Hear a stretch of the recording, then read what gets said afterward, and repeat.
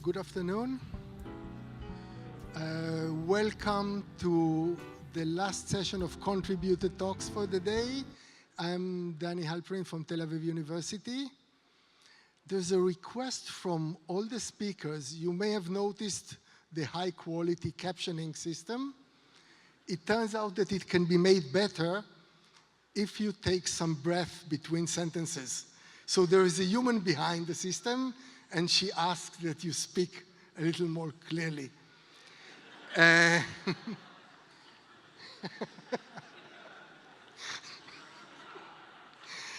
We have 5 talks, and we start with Pan Tsai, and let me just tell you what Pan will talk about. Heap Despot, a hybrid parallel algorithm for online planning under uncertainty.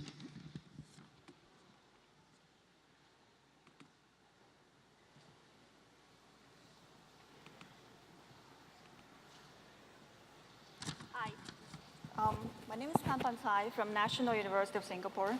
I'm here to present a parallel algorithm for large-scale planning under uncertainty.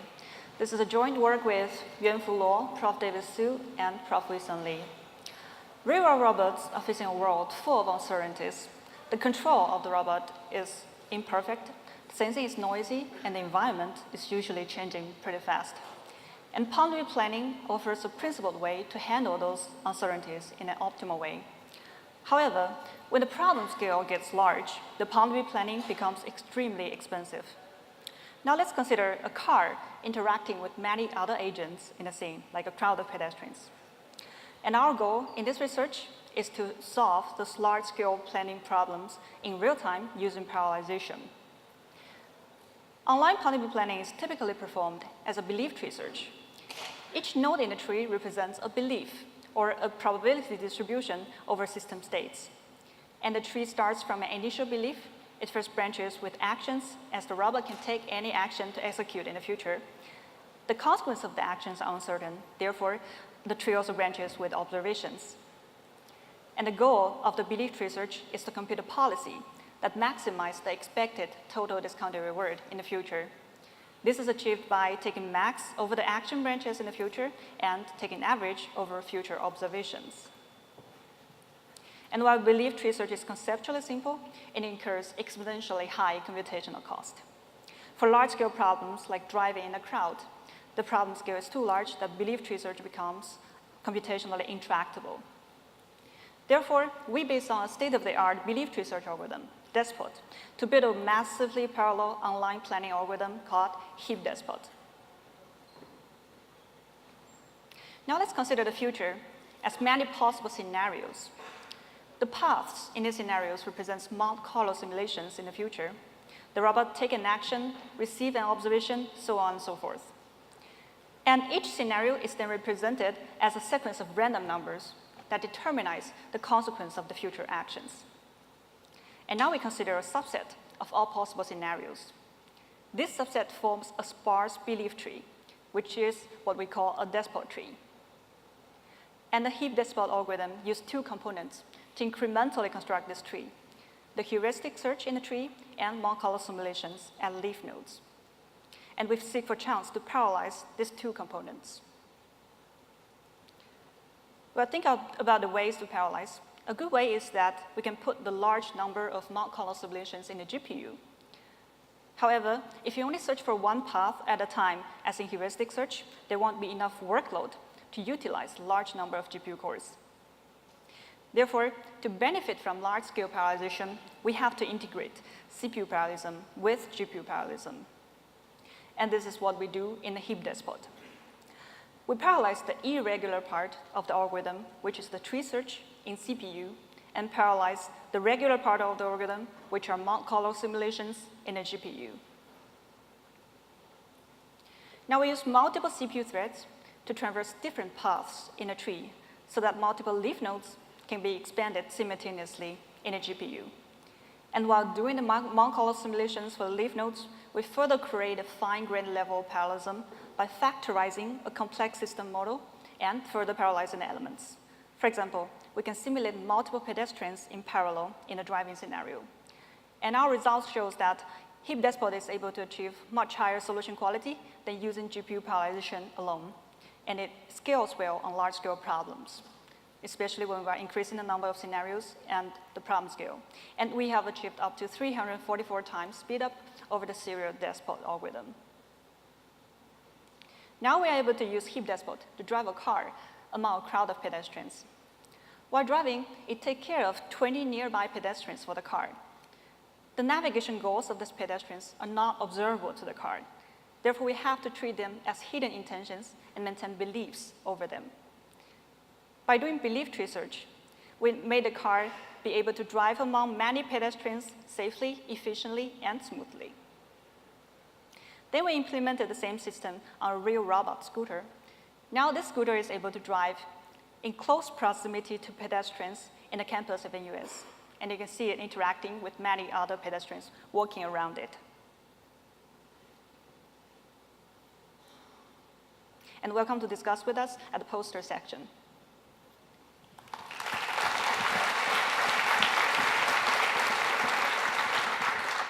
Thank you, Pan Pan. The next talk is a real-time game theoretic planner for autonomous two-player drone racing, and the speaker is Ricardo Spica.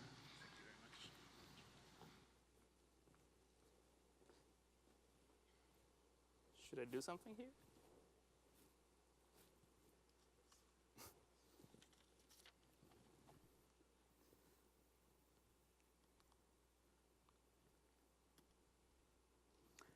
Hello, everyone. My name is Ricardo Spica. I'm with Stanford University, and today I'm presenting a real-time game theoretic planner for autonomous two-player drone racing. So as you can see from this video, drone racing is a very challenging research problem because it poses a number of challenges both in terms of perception and control. These drones are actually piloted by humans. So for this reason, a number of drone racing competitions have been held in recent international conferences. But these competitions are usually time trials where there is only a single drone racing at a time. Whereas this paper actually focuses on the interactions among different players in a multiplayer race. And this is very interesting because the players, on the one hand, they have to compete against each other to win the race, but they must also cooperate if they want to avoid collisions. And in this respect, this is very similar to other problems that you encounter more often in your daily life, for example, driving. Here, perhaps the agents are not intentionally competing against each other, but they do have different objectives, and because they share the road, these objectives may collide. So they have to cooperate to avoid collisions, and they do so without really relying on communication, other than some perhaps high-level signaling. So the key to success in these situations is to be able to predict what the other agents will do, and in particular, how they will react to what we do, the ego player will do. So game theory is the perfect framework to model these situations, and in particular, it turns out that drone racing can be modeled as a zero-sum game. And the interesting fact is that in this case, however, the interactions among the different agents happens essentially through the constraints, unlike most zero-sum games. Now, the most common approach to solving this kind of games is to use a Stackelberg approach, which represents a kind of a worst-case adversary. So the idea is that you give your adversary an advantage in terms of information, so it knows your strategy in advance, and it acts adversarially. So this makes perfect sense in the context of robust control, because if you can be robust in the worst case, then obviously you will be fine all the time. But it can lead to conservative solutions. Instead, we want to use a Nash style of game, which describes a more symmetric situation in which both players are best responding to the other.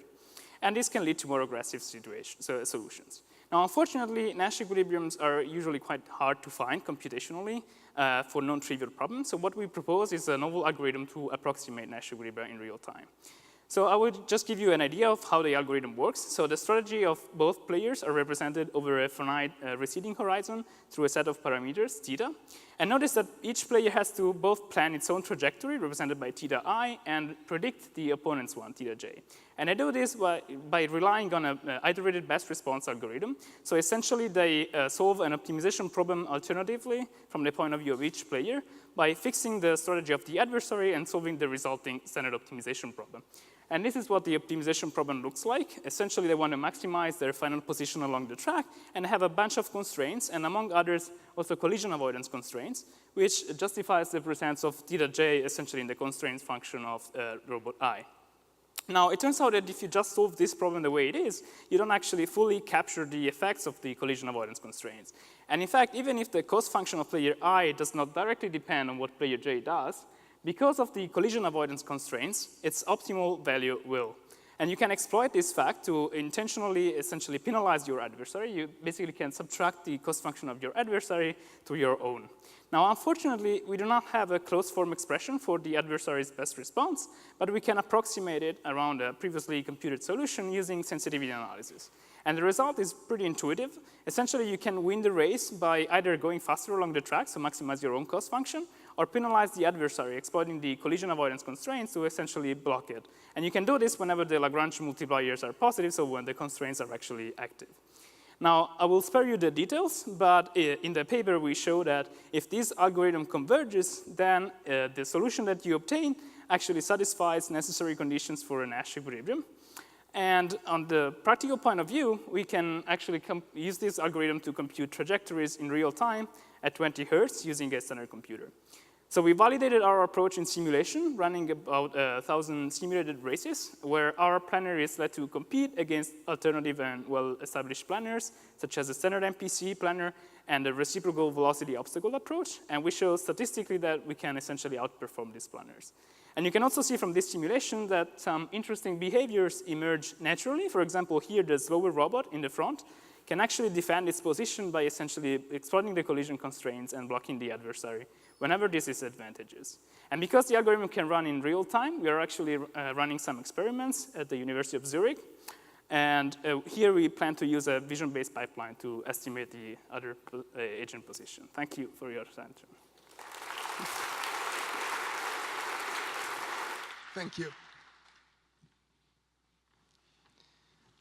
The next talk is Relaxed IK, real-time synthesis of accurate and feasible robot arm motion, and Daniel Rakita is the speaker.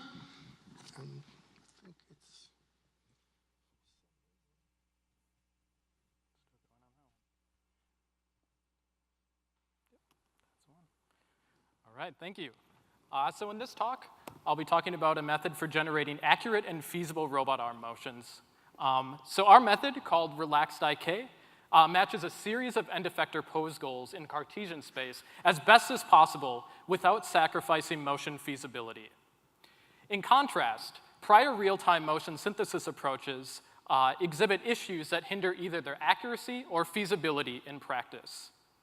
For example, using a direct IK solver at each update, like track IK seen here, exhibits infeasible motion qualities such as self-collisions, kinematic singularities, and joint space discontinuities. Conversely, real-time motion planning approaches do provide feasibility guarantees. However, the resulting motion plans often have to forego end effector precision in order to meet these feasibility constraints. For example, this effect can be seen here by the robot traversing this long arcing motion just to go a short distance in end effector space to avoid a self-collision. Our method is not only able to achieve feasible motions by avoiding self-collisions, kinematic singularities, and joint space discontinuities, but it also precisely matches end effector goals over time. So we're able to achieve these numerous objectives on the fly by casting the standard IK formulation as a weighted sum nonlinear optimization problem, such that motion goals, in addition to end effector pose matching, can be encoded as terms in the sum. We present a normalization procedure such that our method is able to effectively make trade-offs and reconcile many potentially competing objectives. So we take our objective function, and together with a set of constraints, we provide this to a constrained nonlinear optimization solver, where a resulting robot configuration is outputted at each update. So for details on all of our objective terms and constraints, please see our paper or come talk to me at our poster session.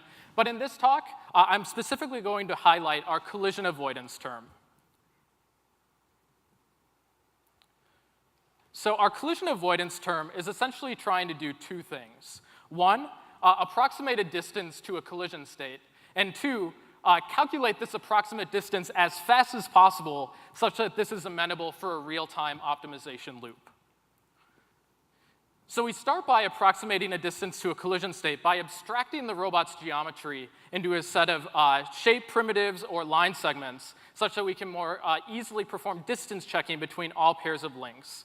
So the function from this procedure is robust, but it's actually too slow for real-time use. So our central idea here is that we can sample hundreds of thousands of instances of this original collision potential function and train a neural network to approximate that function instead.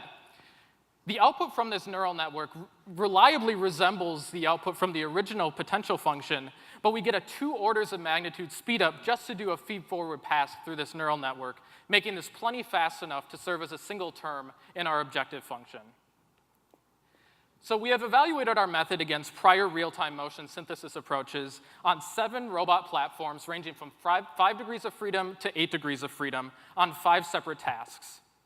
We used 2 different parameter settings of our solver in our evaluation, one designed to exhibit more motion feasibility and one designed to exhibit more accuracy. So we saw that both instances of our solver exhibited more feasible motion and smoother motion over alternative approaches. And RelaxIK, the one on the far left here, actually exhibited more accurate motion over both alternatives as well. We have demonstrated the effectiveness of our approach in prior work, such as this teleoperation method that retargets human arm motion to any robot arm motion on the fly, as well as this dynamic camera method, where a camera-in-hand robot arm automatically servos in real time to provide an optimal viewpoint for a remote teleoperator. So in this work, we presented an approach for generating real-time motions that were found to be both more feasible and accurate than alternative approaches. We provide open source code that can't be seen here, but it will be in big letters on our poster as well. So the link for that will be right there. Thanks so much. I'll take any questions either after this session or at the poster session. Thanks. Thank you, Daniel. The next talk is robust obstacle avoidance using Tube and MPC, and the speaker is Gautam Garimella.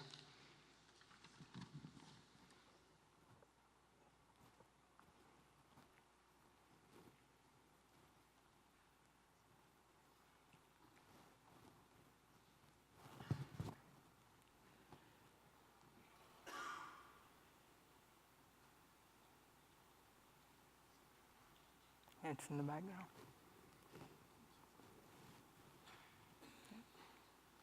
I think it's already playing the might want to restart. Okay. Hello everyone. My name is Gautam, and today I'm going to talk about obstacle avoidance under model uncertainty using Tube and MPC. This work has been done under the guidance of Professor Marin Kobylarov in collaboration with Matthew Shekels and Joseph Moore. Robots often perform complicated tasks in natural environments as seen in these figures below, and these tasks involve agile robot movements and non-trivial dynamics which are hard to model. Simplified robot models are often imprecise and cannot predict the robot state accurately. The goal of this work, therefore, is to be able to control these robots safely under model uncertainty and also be able to handle nonlinear dynamics and noise models. Our approach involves extending the state space of the robot using ellipsoids that approximately guarantee that the robot is going to stay within them even under model uncertainty. Unlike existing approaches, we only require that the closed loop dynamics is smooth and therefore is less conservative and more widely applicable. We also formulate a robust MPC optimization using the ellipsoid propagation scheme to find optimal trajectories that are safe under model uncertainty. One such trajectory is shown in the figure below. This video shows our previous work of a quadrator avoiding a pole using open loop ellipsoid propagation.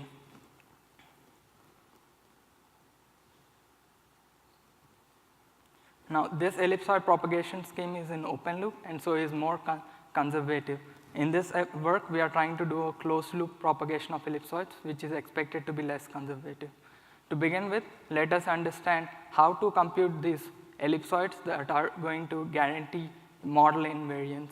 So assuming the robot starts from a region Ci-1 and is subject to disturbances, the robot ends up in a region called Pi bar at the next time step. This region is usually not known in closed form, and we are trying to find a relaxation of this region in the form of an ellipsoid Ci. This using optimization. The procedure for which is explained now. So to begin with, we find a point P1 in the region Pi bar that is farthest from the center, and this point encloses the region Pi bar using a circle shown in dashed lines. Next, we find a point P2 that maximizes the minor axis of the ellipsoid. The ellipsoid given by these points P1 and P2 enclose the region Pi bar, and this is a simple example to show how we are computing the relaxed version. Now, now we formulate the MPC optimization. This optimization basically computes the nominal controls to minimize the cost function as well as move these enclosing ellipsoids away from the obstacles. In essence, we are finding a nominal trajectory which avoids the obstacles using a safety margin that is based on the size of these enclosing ellipsoids. Now, the MPC optimization requires ellipsoid propagation at every single dynamic step, and the ellipsoid propagation does not have a closed form solution and requires optimizations. So in our approach, we simplified this to be applicable for MPC by ensuring that the input points which are generating the ellipsoid are constant. Now, to test the algorithm, we applied it to a simple unicycle model. This model is nonlinear and is also subject to nonlinear noise model as seen in the equation there. The picture on the right shows a few optimal obstacle avoidance trajectories obtained by the algorithm for the same obstacle configuration, but for models with increasing noise levels. As the noise levels increase, the algorithm is still able to achieve the goal while taking a more conservative route and being safe. Next, we applied the algorithm to a quadrature model, and this is a higher dimensional model with 14 states, and computing invariant ellipsoids for such a model is usually hard. Our algorithm is able to compute an obstacle avoidance trajectory as seen in the figure there, and the trajectories are shown in red. The distance of these sample trajectories from the enclosing ellipsoid are shown in the figure on the right. So most of these trajectories are inside the ellipsoids and thus are safe. So in conclusion, we showed how to compute invariant ellipsoids for nonlinear dynamics and noise models, and we also showed how to incorporate these ellipsoid propagation into MPC optimization to find obstacle avoidance trajectories that are safe under model uncertainty. We also showed that this algorithm is applicable to higher dimensional systems such as quadratures. Thank you for your attention.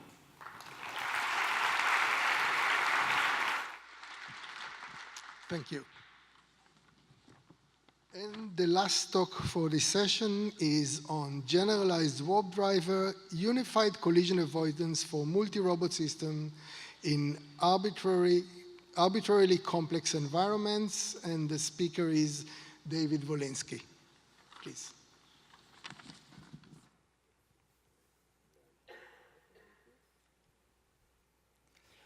Hi, I'm David from the University of North Carolina at Chapel Hill, and I'll be talking today about our work on extending warp driver, which is a collision avoidance algorithm.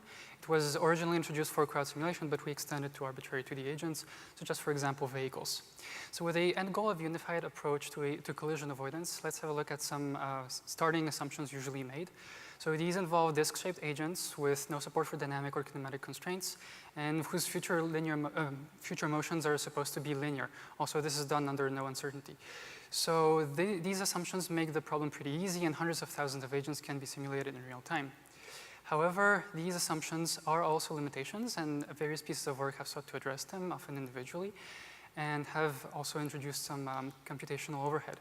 So one could further speculate that combining these approaches would be, first of all, non-trivial and would also introduce further computational overhead.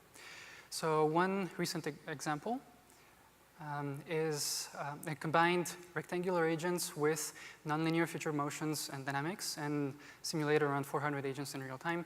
And this is still under the assumption of perfect sensing. So we've been working on extending WarpDriver, which at its core is an algorithm where agents are able to compute at any point in space and time the probabilities of colliding with each other. And basically at each time step, they adjust through gradient descent their velocities in order to constantly minimize these probabilities. So let's have a look at some illustrations of the computation stages of these probabilities. So in space and time, these in red you have the high probability values for collision, and in blue you have your low probabilities. So first, we essentially start with a base probability field, which you can see at the top left corner, and then we successively modify it through applying warp operations to model all the various properties of the agent, such as speed, uncertainty, future motion, and so on. So this algorithm was initially introduced for crowd simulation, and already there had a couple of nice properties. So because it deals with probabilities, it had direct support for uncertainty, and also because of how these probabilities were computed, it had support for nonlinear motions, although through heterogeneous mechanisms. So recently we've been extending this algorithm to be able to apply it to arbitrary 2D agents. So we still support uncertainty, but now the future nonlinear motions are dealt with thanks to one slightly more general mechanism. And also agents can have various shapes and support dynamic, kinematic, as well as path constraints. So all these extensions only introduce around 17% computational overhead. And so the algorithm is still able to simulate thousands of agents in real time on the desktop machine. Let's now have a look at some simulation results. So we're basically going to be following a car along a track and encountering various situations. So there's a top-down view in the bottom left corner. So the first situation will basically involve agents that are crossing the street, and so the car slows down much in advance, even before the intersection, in order to let them pass. This is thanks to nonlinear future motions, as well as path constraints that let the car stay on its lane. So the next situation, the car will actually have to take a right angle turn, so it will actually slow down, and this is solely thanks to the interplay between path and dynamic constraints. The next situation involves a roundabout in the midst of a large crowd of agents, and so here, well, thanks to nonlinear future motions, the agents make way for the car to pass on the road. So here the car actually slowed down because of the roundabout and not because it was trying to avoid the agents. So the final situation is a pretty highly constrained one. It's basically a large crowd of agents with some buses and cars waiting at the edges of the crowd and trying to get to the other side. And so, well, first of all, there are no collisions, but also you can see that the buses, due to their size and dynamics, are actually going through in the middle, and the cars are going either around or afterwards.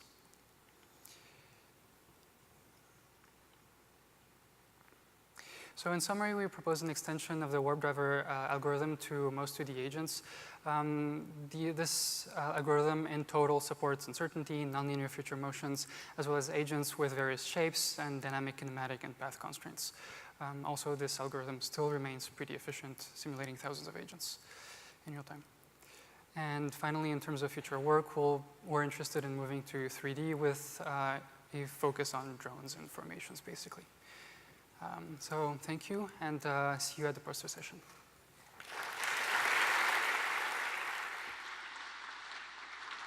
Thank you, David. You can stay on stage, and I invite the other speakers as well.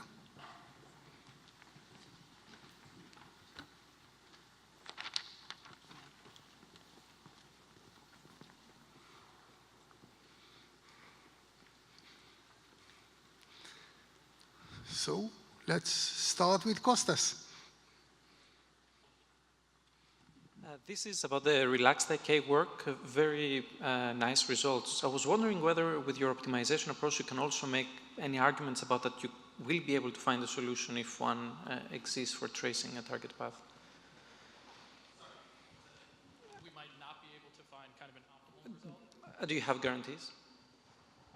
No, there aren't any guarantees, so we're throwing this at kind of a generalized nonlinear optimization problem. But so the goal in this paper was supposed to find kind of like kind of robust empirical results. But so one of the nice benefits of this is you could use this just as the IK solver in maybe like the motion planning step.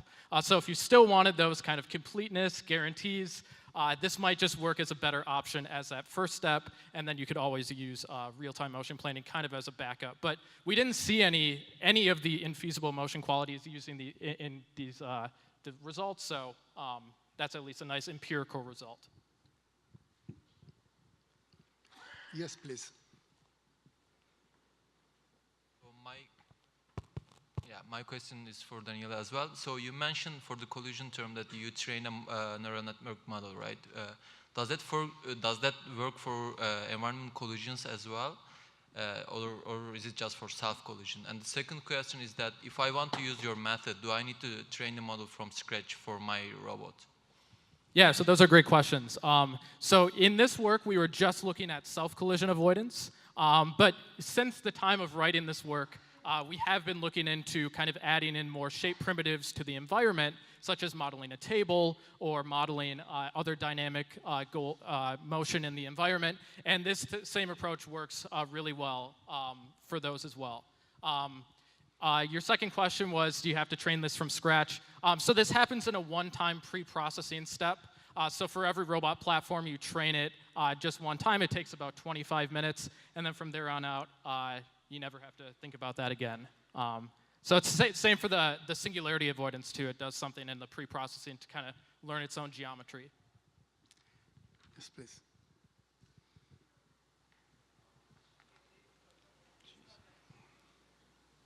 Thank you. So my question is for Gautam. I was wondering if your ellipses correspond to anything physical, like the 2 sigma, 3 sigma bounds of Gaussians, or like how do you even decide which ellipse bounds to use? Thank you. Yeah, that's a very good question. Here, where the ellipsoids correspond to the size of the noise. So we have a noise model. So based on the size of the disturbances, we assume the disturbances are bounded. So based on the amount of disturbance you have, that's how much the ellipsoids are going to increase. And you also have a closed loop controller which is trying to shrink. So they both are kind of fighting against each other. And so based on the size of your initial region and how much disturbance you have and how strong the controller is, you will end up with a bigger or a smaller ellipsoid. But the ellipsoid pretty much corresponds to your disturbance invariant region. So that means you'll stay within that as long as your disturbances are bounded and you start from that region. Obviously, the next step for this work is to extend it to a stochastic formulation where the ellipsoids would correspond to something like a 2 sigma or 3 sigma bound in terms of the disturbances. But this work, at least, is just assuming that the disturbances are bounded. Let's take one last question since we are a little behind time. Yeah, go ahead.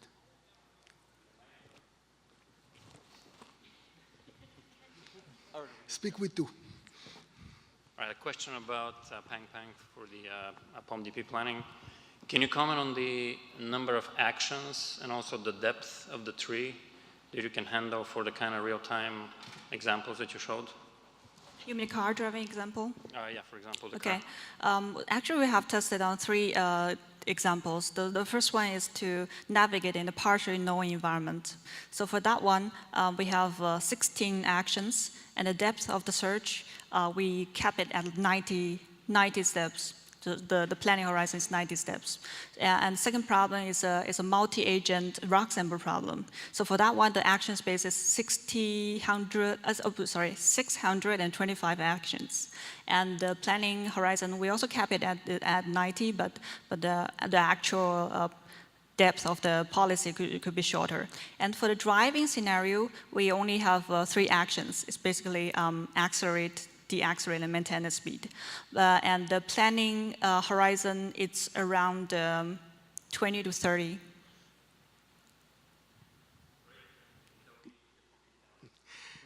Thank you. There will be opportunity to ask further questions in the poster session. Let's thank all the speakers again.